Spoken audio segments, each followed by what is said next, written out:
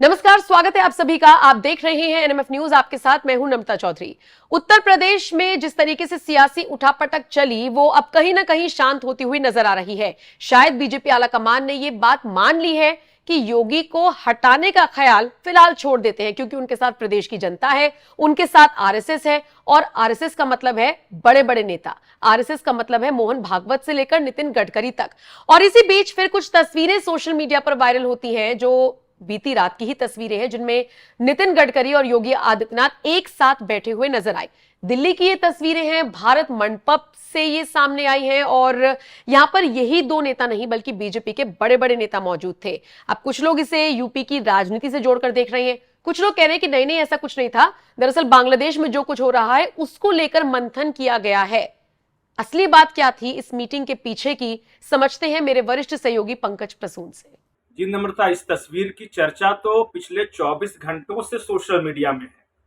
नितिन गडकरी और उत्तर प्रदेश के मुख्यमंत्री योगी आदित्यनाथ के बीच मुलाकात हो, और बहुत सारे लोग कह रहे हैं कि सड़कों पर बात हुई, उत्तर प्रदेश सरकार ने सड़कों का जाल बिछाया है और भी 8000 किलोमीटर नेशनल हाईवे बढ़ाना है, इस बारे में चर्चा हुई।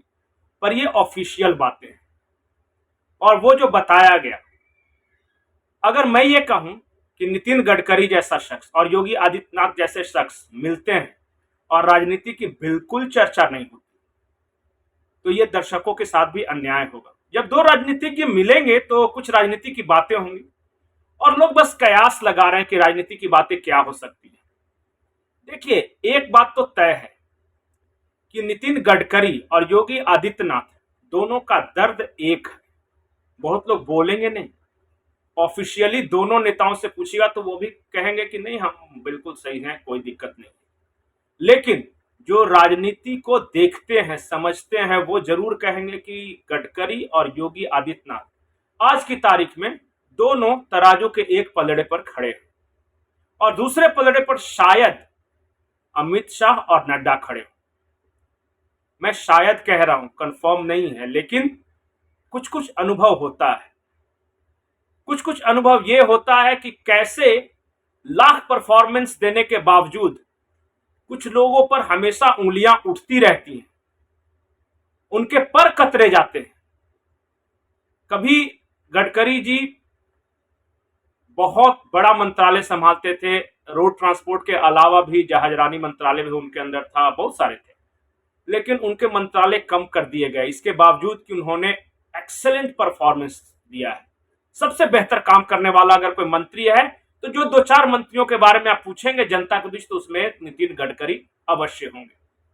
उसी तरह योगी आदित्यनाथ आज की तारीख में जितने मुख्यमंत्री हैं भारतीय जनता पार्टी के, सबसे लोकप्रिय मुख्यमंत्री अगर कोई है तो वो योगी आदित्यनाथ है। ऐसे नेताओं को, भारतीय जनता पार्टी को तो सर माथे बिठाना चाहिए था, लेकिन आरोप यह है कि जिस तरह नितिन गडकरी के भी पर कतरे गए, योगी आदित्यनाथ के बारे में भी वही कोशिश हुई।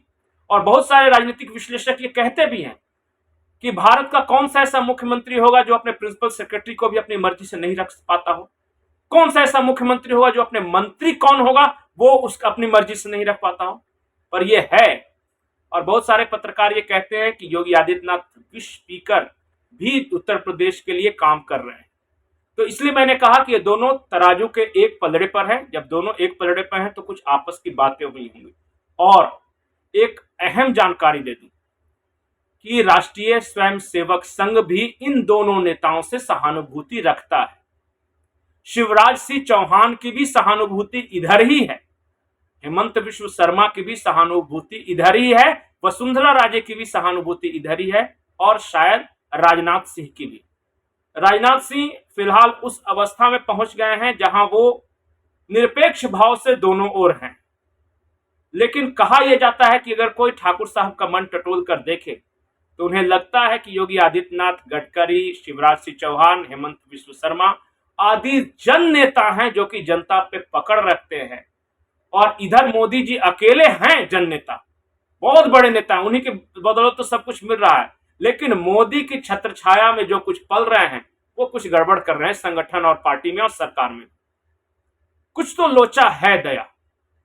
अब बहुत सारे लोग साफ साफ नहीं कहेंगे, कुछ मर्यादाएं होती है राजनीति की कि आप सब कुछ नहीं बोल सकते हैं खुलकर, लेकिन चर्चा, फुसफुसी, एक दूसरे को भारतीय जनता पार्टी के कार्यकर्ता बोल रहे हैं कि यार शाह और नड्डा कुछ तो गड़बड़ है।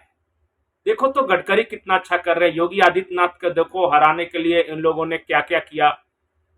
जमीनी नेता तो हेमंत विश्व शर्मा है, प्रचार के लिए योगी जी को बुलाया जाता है। शिवराज सिंह चौहान सरल है, सबसे मिल लेते हैं। दक्षिण में अन्ना मलाई अच्छे हैं, वसुंधरा राजे को किनारे लगा दिया। ये सब चर्चाएं हैं जो भारतीय जनता पार्टी के कैडरों में होती रहती है।